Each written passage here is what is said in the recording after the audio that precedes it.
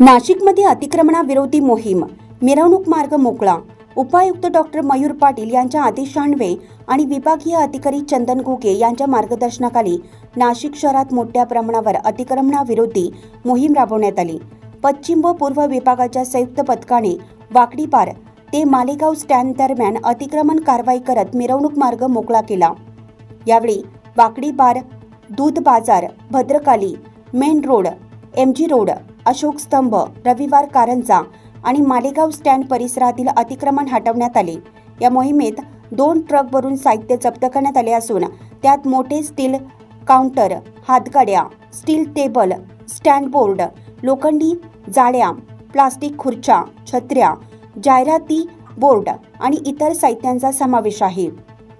जप्त केलेले साहित्य आडगाव गोडाऊनमध्ये जमा करण्यात आले।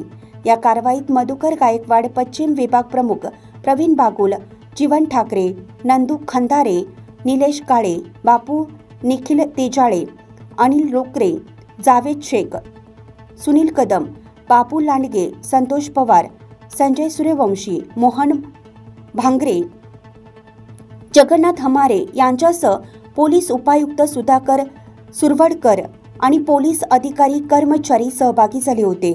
या मोहिमेमुळे शहरातील मुख्य रस्ते मोकळे झाले असून नागरिकांनी प्रशासनाच्या या कारवाईचं स्वागत केलं आहे।